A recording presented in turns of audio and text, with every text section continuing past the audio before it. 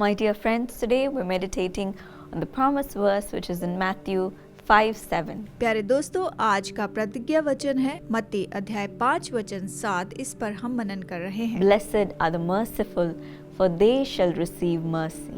धन्य है वे जो दयावंत हैं, क्योंकि उन पर दया की जाएगी। What does being merciful mean? दयावंत होने का मतलब क्या है? It means to forgive people even though they might have done something wrong against you. इसका मतलब है चाहे किसी ने आपके विरुद्ध गलत किया हो, उन्हें क्षमा कर देना। You may say that it is unforgivable. शायद आप कहें ये क्षमा नहीं किया जा सकता। They've hurt me. मुझे चोट पहुंचाई है। They've used hurtful words against me. मेरे विरुद्ध में चोट पहुंचाने वाले शब्द कहे हैं। They've spread rumors about me. मेरे बारे में अफवाह फैलाई है। But my dear friends, the Bible says, blessed are the merciful, for they shall receive mercy. मेरे दोस्तों, बाइबल कहती है धन्य है वे जो दयावंत हैं, उन पर भी दया की जाएगी। In our life, we may also have sinned against people or sinned against God. हमारे जीवन में भी शायद हमने परमेश्वर के विरुद्ध, लोगों के विरुद्ध पाप किया होगा। Maybe done something which is unforgivable. शायद ऐसा कुछ किया होगा जिसको क्षमा नहीं किया जा सकता। So bad that nobody could forgive us. इतना बुरा किया होगा कि कोई क्षमा नहीं कर सकता। But my dear friends, even then, God forgave our sins. लेकिन फिर भी दोस्तों, परमेश्वर हमारे पापों को क्षमा करता है। That's why He died for us, इसीलिए वो हमारे लिए मरा, to take away our sin. कि हमारे पापों को ले ले। And He has forgiven us and been so merciful towards us. उसने हमें क्षमा किया और हमारे लिए वो बहुत दयावंत है। We see in the Bible of an incident similar to this. Bible में हम इसी के जैसे एक घटना देखते हैं। In Matthew 18:21 to 35, बाइबल में मत्ती 18:21 से लेकर 35 में हम देखते हैं the story of the unmerciful servant.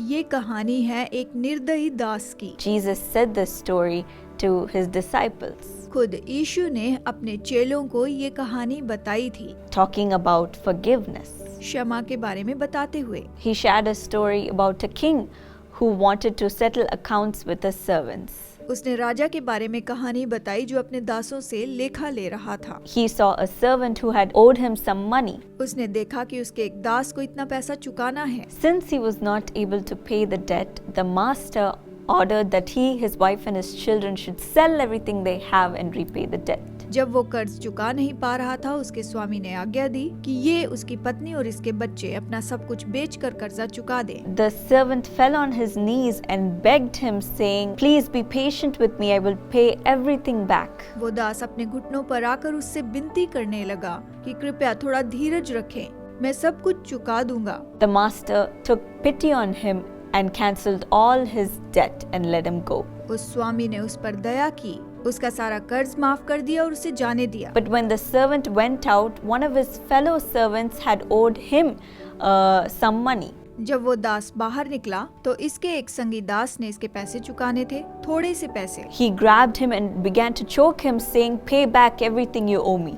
उसने उसका गला पकड़कर दबाया और उसे बोला कि मेरा सारा पैसा वापस कर। The fellow servant said, he fell on his knees and begged him and said, "Be patient with me, I will pay everything back." संगी दास अपने घुटनों पर आ गया, उसने कहा कि धीरज रखो, मैं तुम्हारे सारे पैसे चुका दूंगा। But the servant refused and he had him put in jail. लेकिन इस दास ने नहीं माना और उसे जेल में डाल दिया। The other servants saw this and they were furious.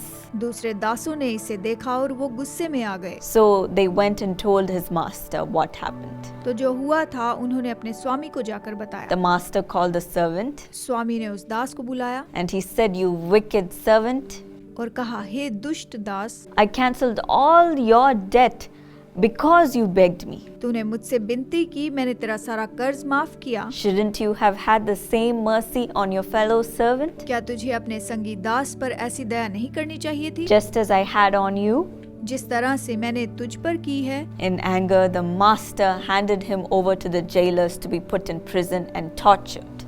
और गुस्से में आकर उसके स्वामी ने उसे जेल में डाल दिया कि उसे जेल में सताव दिया जाए, until he paid him back everything that he owed. जब तक कि वो अपना सारा कर्जा चुका ना दे। Jesus said this is how the Heavenly Father will treat us if we don't forgive your neighbor, forgive your brother or your sister. यीशु ने कहा कि अगर हम अपने पड़ोसी भाई और बहन को इस तरह क्षमा ना करें तो हमारे साथ भी यही होगा। Yes, my friends, God has had mercy upon us and He has forgiven all of our sins. हाँ दोस्तों, परमेश्वर ने हम पर दया की है और हमारे सारे पापों को क्षमा किया है, No matter how bad they were, चाहे वो कितने भी बुरे क्यों ना हो। just because we begged Him and cried for His forgiveness, He forgave us, didn't He? हमने उससे विनती की, हमने उससे क्षमा मांगी और उसने हमें क्षमा किया है ना? In the same way, He expects us to do it for our brother and our sister, इसी तरह से वो अपेक्षा करता है कि हम अपने भाई और बहनों से ऐसा ही करें, for the people around us, हमारे आसपास के लोगों के लिए, our loved ones, and even our enemies. हमारे प्रियजन, हमारे दुश्मनों के लिए। Yes, today, let us make a decision to forgive those around us. आइए आज हम ये निर्णय लें कि हम अपने आसपास के लोगों को क्षमा करते जाएं, Because as Romans 5:8 says, God demonstrated His own love for us. While we were all sinners, He died for us.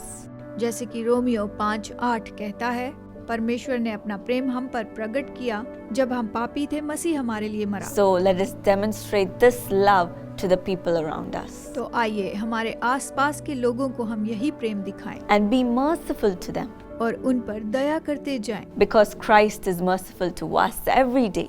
क्योंकि हर दिन प्रभु हमारे लिए दयावंत है And He gives us new mercies every morning. और वो हम पर हर सुबह नई दया करता है, So that we are not consumed. ताकि हम लोग भस्म ना हो जाएं। So let us pray and ask God to give us this merciful heart to be merciful to others. तो प्रभु से प्रार्थना करके ये दयावंत हृदय मांगे ताकि हम दूसरों पर दया करते जाएं। Will you pray with me? क्या आप मेरे साथ प्रार्थना करेंगे? Lord Jesus, today as we heard, let us be filled with this kind of mercy, Lord. प्रभु, जैसे हमने ये वचन आज सुना है, ऐसी दया के साथ हम हर दिन भरे रहें। First, we thank God that you have been merciful to us, पहले धन्यवाद देते हैं कि तूने हम पर दया की है, forgiving all of our sins even when we didn't deserve it, जब हम इस लायक भी नहीं थे तब भी तूने हमारे पापों को क्षमा किया and dying for our sins, Lord, और हमारे पापों के लिए मरा, so that we didn't have to go through all of that. ताकि हमें इन सब में से होकर ना जाना पड़े। But you became a sacrifice for us पर तू हमारे लिए बलिदान हो गया to forgive our sins. कि हमारे पापों को क्षमा करे। Help us to remember your sacrifice, मदद कर कि हम तेरे बलिदान को याद रखें, remember your mercy, तेरी दया याद रखें, and be merciful to the people around us. अपने आसपास के लोगों पर दया करें। No matter how much people may have hurt us, चाहे लोगों ने हमें कितनी भी चोट पहुंचाई हो, help us to forgive them with all of our heart हमारी मदद कर कि हम उन्हें दिल से क्षमा कर पाएं and walk with your wisdom, और तेरी बुद्धि में चलें, walk with your love, तेरे प्रेम में चलें and help us to receive your mercies every day, which is new for us, Lord, और मदद कर कि हम तेरी दया को हर दिन प्राप्त करें जो हर दिन हमारे लिए नई है, so that we are not consumed. ताकि हम नाश न हो जाएं। Thank you for all your promises, तेरी सारी प्रतिज्ञाओं के लिए and धन्यवाद। thank you for filling us with your merciful heart. अपने दयावंत हृदय से हमें भरने के लिए In धन्यवाद। Jesus' name I pray. यीशु के नाम में मांगती हूँ, Amen. आमीन। God bless you. Prabhu Ashish they.